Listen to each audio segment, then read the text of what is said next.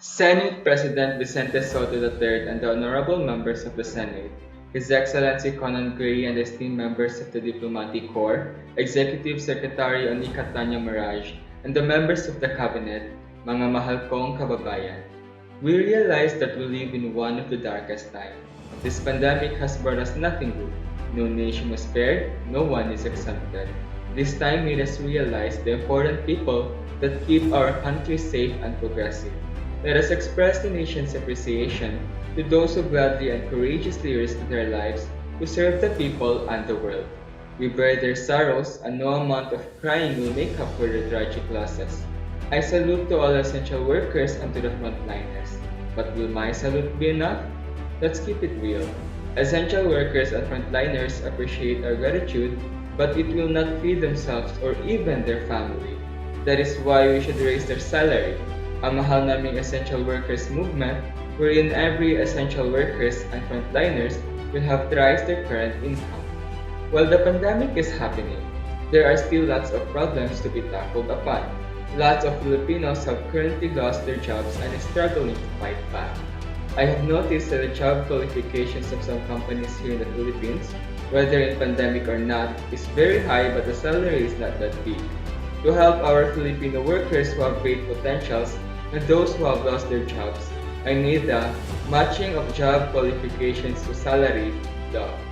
Companies should lower their job qualifications like, instead of 10 years of experience, it will be reduced to 7 years of experience. This is to connect the salary to the job qualifications. This time, I want to give my warmest greeting to those who work on free transportation for our essential workers. But still, there are lots of people who are in need of free transportation, and I think the disabled person will benefit the most. This is because according to World Bank Organization, a large proportion of urban and interurban transport systems remain either completely off limits or incredibly difficult to use for passengers with disabilities, turning even the shortest trip into a logistical nightmare.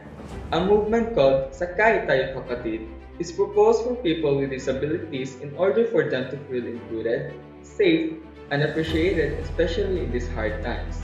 For this next one, I would like to specifically address this to our parents, teachers, and students. This online and modular learning has made this school year difficult. There are certain topics that is hard to comprehend compared to the classroom environment. Talking about sensitive topic like sex education, it would be devastating for them to not fully learn about this topic.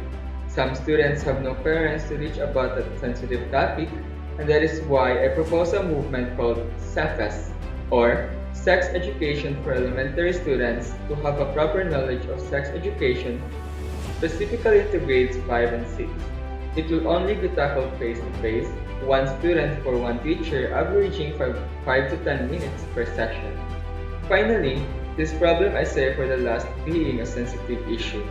As many of you are doubting, yes, I am reading some complaints and suggestions on social media, most of them about the issue in West Philippine Sea. I admit that we cannot compete with China, but that doesn't mean that I am giving up the idea of protecting our West Philippine Sea. A law called Military Service Act 2021 has been proposed. This talks about having a military program for boys aged 21 to 30 for 2 to 3 years. This is mandatory, but of course will have exemptions like PWDs and body problems. The goal of military training is to ensure that when the nation goes to war or engages in conflict or military operations short of war, the armed forces of the Philippines will be able to accomplish strategic, operational, and tactical objectives. This law is not copied but rather inspired by North Korea. I see a bright future for all Filipinos. I daydream about a Philippines that is better than the one I grew up with. If I am able, I will make this promise and dedication for the next 3 years. The Filipinos are to be praised. Will God continue to bless the Philippines? And thank you sincerely.